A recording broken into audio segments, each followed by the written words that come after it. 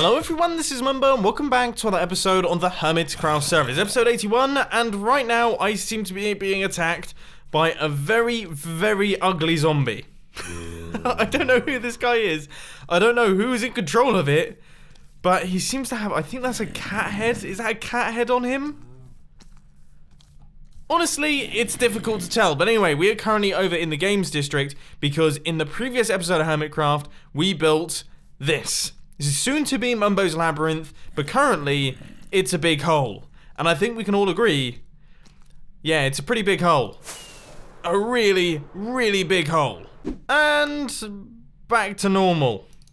Yeah, that's a little bit better. That was crazy, crazy vision going on. Anyway, to start things off today, we have got a whole bunch of plans. What we're going to be doing is actually filling in Mumbo's Labyrinth. We're going to start work on this project, and the first thing that I need to do is work out the bottom layer, because I've got a really cool idea for it. So, a lot of you have been saying that I need some form of changing maze. I agree, but I don't want to do a randomized system because this is going to be a time trial based thing, and sometimes you can just get bad luck with randomized systems. They work against you occasionally, which can be really frustrating for the players. So what I thought we could do is factor in some buttons and levers inside the maze that you have to press to open up the next bit of the maze. Adds a little bit of complication, takes out the random aspect, is good, but it will need a lot of designing. So, the first little bit is done. If you're a hermit, you need to stop watching because this is going to provide solutions to the video. But we've got a button over here that will activate a lever over here. So we'll activate these pistons, causing them to retract, allowing you to move into the next bit, which is, yeah, it's a pretty complex system. We've got a lot of loops involved. They're very disorientating. We've got loops around here. I'm no maze designer, but I like to think that this is going to be a bit of a challenging one. And now we have even more of it. So we have another button that's right the way off over here. Now the way that you get to it is kind of by wandering around like this. You hit that button and then you have to backtrack on yourself and make your way round. I've actually got myself lost. So you have to make your way round there, then through this loop, make sure that you don't loop back round and do anything there. Go all the way up there and then that will reveal this opening. Okay. Yeah, that's pretty good. I feel like I should add in another dead end though, going back on itself all the way over here. A really frustrating dead end. Like a proper good one that takes you right the way off, maybe even further. Maybe even further, right the way back to here. Yeah. That's good. That's a good dead end. And I might even add in like an extra split off with another dead end off over here. Cool. Cool. Maze designing is super fun. I think maybe when YouTube ends, I might become a maze designer for some big mansion or something like that. But anyway, this thing is now fully completed, so let's try our best to build it on the Hermitcraft server. This dude's now fallen down here. He's just chilling out on that wall. I think I'm gonna leave him to it. Part number one of the process is to get in the entire floor, and I am pretty much almost done. Just making my way across. You've got 10 more to go, and there it is. One full stone slab platform. So, on top of this thing, the 32 by 32 area, we are now going to start constructing that layer block for block, copying exactly what I did in the Redstone testing world. It's always better to plan that sort of thing before you actually build it in survival mode, because I want this thing to be really confusing for all of the hermit. Just an update on the storage system. This thing is still working hard, sorting out all the items from the other episode. There are a lot of things flowing in here, and it looks like, actually, this one's gotten itself locked up again. I've booted up the unlocking dropper system that we built in the previous episode of Hermitcraft, and I've also got the camera account over there making sure that nothing happens redstone-wise. But I also have a screenshot of the aerial view of the maze open right now, and I'm gradually making my way through. So this is a bit of a long line going across like this, and then it gets to about there, and we have a slight move. And we're just making our way through. Now, I thought it'd be a good idea to build this thing out of stone slabs entirely, just because they're very boring and very bland, and that's good for a maze. We want it to be really, really repetitive, so they kind of get disorientated. Progress is coming along pretty nicely, but I've run into a problem. I'm trying to read my little screen here. So this section here, 1, 2, 3, 4. It needs to be 1 block longer than that. I think this needs to be changed. So this should be here. Oh, it hurts my brain looking at this. But despite my confusions, yeah, this thing is looking good. It's definitely looking like a maze, and it's filled to the brim with bats. But I haven't thought of how to light it. I have no clue how I'm going to light this thing. I think I'm just going to forget about that. The lighting situation is something that we're just going to cast off for the time being, because I would say I am probably about 2/3 of the way done. It's good. This is cool. Building mazes, there's something very relaxing about building mazes. And that is looking complex. I'm a little bit worried for how long it's going to take the hermits to actually solve the 5 layers of doom that I'm creating right here. I think I might be pretty much done. Right, so we just have to make our way across like this. And then we have a few blocks sticking out there. And that is going to be the exit. Right there. So that is everything. Apparently I've got like a slightly shorter section of the maze there. But that is it. 1 fully completed maze looking really cool. That looks so cool. Awesome. I'm almost tempted to do this for every layer. I think it's a really cool idea. Oh, yeah, that is a good noise. And that is a good frame rate too. Wow. 16 frames a second. I think it's beginning to dawn on me now just how big this Labrynth project is actually going to be. I'm lighting it all up. That shouldn't take too long in theory. And then we just have to wire in all the redstone. Can someone who is at least mildly mathematical explain to me why these sea lanterns are perfectly spaced throughout the entire build? There is not a single example of 2 sea lanterns or 2 stone slabs being next to one another. All of them are perfectly spaced. It doesn't matter what sort of loop I've done, doesn't matter what sort of diagonals I'm doing. Look, you can see they're just perfectly spaced, and I don't get it. My poor little brain just doesn't understand how that's happened. Part of me thinks I've just got really lucky. But yeah, that is... Oh, I don't know, it's blown my head off, to be honest. So originally when I was designing this thing in my head, I was going to use an RS NOR latch, which will activate when you hit the button, opening the door permanently, and then when you finish the level, it will close up all of the doors again. But now I'm thinking I'm going to be extra specially evil and use a little pulse extender like this one. We can stack in quite a lot of pulse in here, and that will keep the door open for a certain length of time, and then it will close back up. It's taken a good few hours, but the first base level of this labyrinth has now been completed. Let's just chuck in 3 stacks of items right there, so that leaves the door open for around about a minute. That's totally unscientific. It's like give or take 30 seconds, but that works. That does the trick. So there we go. We are now all completed. Let's try and see if we can find a way out of this place. And that is it. Everything all done for the first layer. And once again, can't take off. Absolutely no clue why that happens. Anyway, now that that's completed, it is time to do a quick AFK session above the villager. Whoa! The villager farm. Wow. Hopefully we get lots and lots of wheat, carrot, potatoes, and also beetroot. Not rhubarb. I don't know where that keeps coming from. Whoa! Thank goodness for feather falling. No? Elytra not going to work today? Apparently my Elytra aren't going to work, which could be a cause for concern, as I've been AFK overnight. Oh, please tell me I haven't done something stupid and just caused massive issues on the server. Anyway, regardless of that, that's not bad. That is far more beetroot than I was ever expecting to have.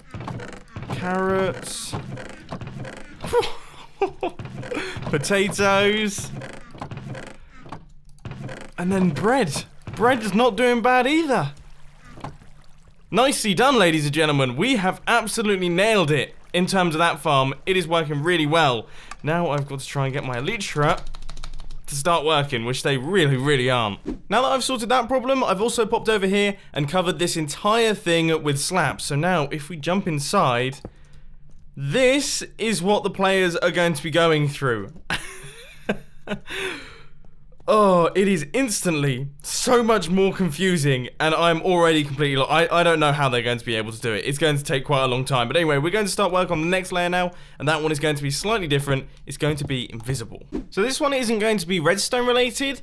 It's just going to be Minecraft physics related. So I'm sure all of you have seen this technique before, but if you place in fence posts and then regular blocks with carpets on top of them, obviously you can't differentiate between the carpets and the blocks, but this happens, which means that if you place blocks on top like that, you actually can't get over. So you have yourself an invisible maze.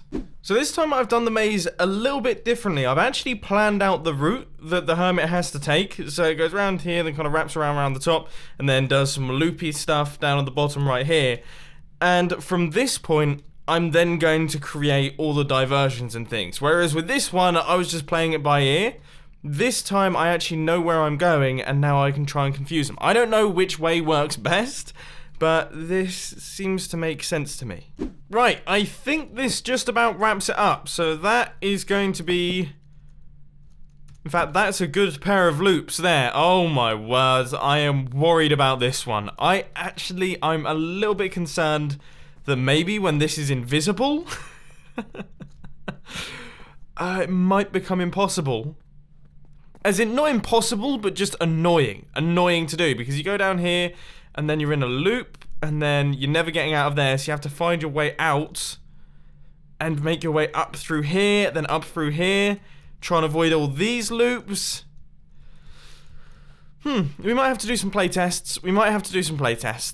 Okay, I'll be honest, I built this thing, and I can barely get past this. Look, that's where you start. And I'm stuck here.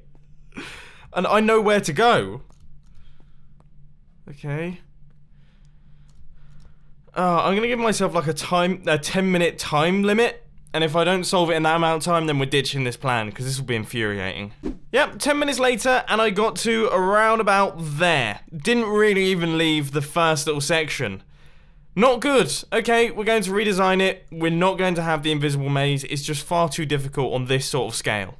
I'll be honest, this is throwing me off a little bit. My original plan was to have each layer being something different, but I'm actually starting to like the idea of having the button press system for each layer. So there'll be like 3 layers of changing mazes. I just feel like that's less frustrating than something like an invisible maze, which you can't really be strategic about. It's just trial and error. So yeah, that's that done. This layer is only going to have 1 button, and then I guess the top layer can be just a completely conventional maze. I think that's the way that we're going to be doing it. So you hit this button, that will activate this piston right here, which will unlock the next stage, which you have to wrap your way around. Okay, let's build on the Hermitcraft server. Stage 1 has been completed. We now have a big slab platform, which is where the maze is going to be constructed. So this is going to be the drop down. I think the start of the maze is somewhere off in this corner. This is where it starts, and then it kind of goes up and round like this. So this is where we're going to be building it. And you know what? I think this time around, I'm actually going to do all of the structure in the form of a third-person time-lapse. I think that will look pretty cool from above. So in today's time-lapse chat, I want to talk to you about the fact that I keep forgetting to map my base. Seriously, I have finished recording this Hermitcraft episode now, okay? This episode is done. I'm doing the time-lapse chat after I've finished doing the entire thing. And I was sat there and I was thinking, you know, what should I talk about in today's time-lapse chat? I was going to mention the fact that I have a filming channel project that's going to be coming up over the next couple days. I was also going to mention the fact that the filming channel doesn't really have a schedule anymore. So I know you guys have been asking, you know, where's the videos? You used to do them like once a week. That's kind of something that I'm letting go of so that I can focus on creating quality content that I can spend lots of time on. That's kind of the theory behind that. And I was going to discuss all of these things, but then I sat there and I remembered that for the past maybe 10 or so episodes, you guys have been shouting at me down in the comment section, map your base. I do need to map my base. I've been meaning to do it. I really want to do it. But every single time I boot up and start recording a Hermitcraft episode, I forget to do it. And the chances are I'll probably forget to do it in the next Hermitcraft episode. But I promise you, it is in my mind, okay? I am going to map my base at some point. Thank you ever so much to everyone down in the comment section who has told me that I need to map my base. It's been on my to-do list for the past, like, 3 weeks. But sadly, I have a brain like a spiv. A spiv? I went for spoon and sieve. So that's a new thing. I have a brain like a spiv, which means that, unfortunately, yes, didn't happen in today's Hermitcraft episode. And we are done. Everything is in place. We've got all of the stone slabs in. That was actually relatively easy. This is a slightly simpler maze, I think, than the one that I did on the layer down below. It had less confusing parts that got me lost, essentially. Because, you know, when you're building this thing, copying it block for block, you're getting lost in where the maze is. You get lost in where you are in the maze. Because you're looking at a screenshot of the maze that you're meant to be building. You're like, where am I? Like, what part am I meant to be building now? And yeah, you can kind of get a little bit confused. But anyway, we have 2 areas in which we have pistons. Over here, that's one set of pistons. Somewhere over here. I've lost them. I've lost the pistons that I'm going to be placing in. Okay, so there's some over here. Those pistons are going to extend out over there. And then there's some off over in this direction. Yeah, so there's pistons that are going to extend across like this. And I've placed the buttons down in the maze as well. So now I have to just link up all of the redstone. And that's that done as well. 1 piston there, 1 piston there. If we hit one of these buttons, let's just give this one... I've lost it. I can walk on top of the maze and I've lost where I put the button. It's here. So if you hit this button... This is why you test this stuff.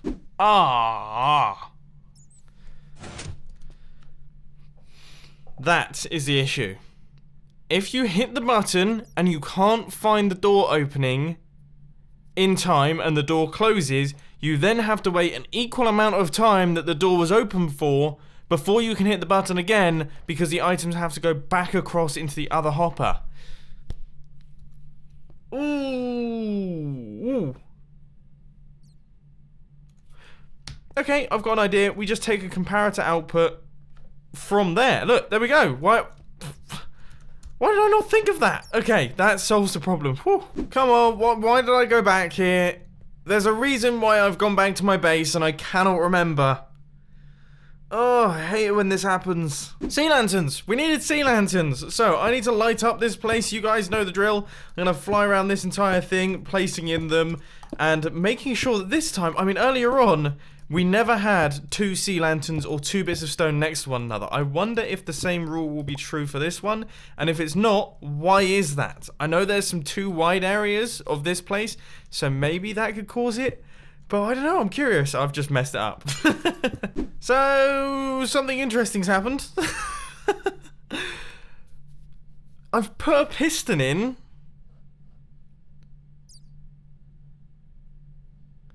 that literally leads to nowhere. Yeah, if you go inside here, you are staying inside here. Yeah. There's nowhere to go. Oh, this is why I don't like maze design. Guys, I'm just saying. Well, number one, I rerouted some of the maze so that it actually now works as a maze. That was a bit of a stupid maneuver right there. But also, it happened again. The sea lantern thing happened again. Those are the final 2. Not a single one of these. Not a single one. Even though I've got areas of 2 block width, I would have thought that would mess it up. Not a single one has any form of issue. They're all at 1 block spaced apart. Am I being stupid? Is there like a really obvious reason for this? I'm sure someone's going to tell me that I'm stupid down in the comment section. But anyway, yeah, this thing is completed. We now have ourselves a second layer to the maze. I'm feeling pretty good about it. And here we go. Final few slabs going in now. Now, these 2 have been pretty mammoth projects in themselves. Each one takes a good number of hours, so I think this Labrynth project is a little bit bigger than maybe I first thought. I kind of started it in the previous episode, and I was like, yeah, big maze, that would be awesome. But I forget how much planning and things goes into these mazes to actually make them fun. You don't want to make a rubbish maze, because that's not fun to play through. So I really have tried my best on this one to focus on that and make it as good as possible. But here it is. We have got maybe, I would say we can probably fit in, well, we can definitely fit in another layer, maybe another 2, and then the top section, I was thinking we could use as like the entrance area, so it will be slightly inset into the ground, but we need to start thinking how we're actually going to decorate this place. I have absolutely no clue how I'm going to make this place look good. No idea. Absolutely no idea. So maybe your suggestions will definitely be helpful down in the comment section. And yeah, any suggestions that you can give as well in terms of the functionality of the maze and things like that, all of these things will be absolutely fantastic. But unfortunately, ladies and gentlemen, that is all I've got time for today. I hope that you enjoyed this video. If you did, please hit that like button. And if you really loved it, then make sure to subscribe. But thanks for watching, guys. This has been Mumbo, and I'm out. I'll see you later.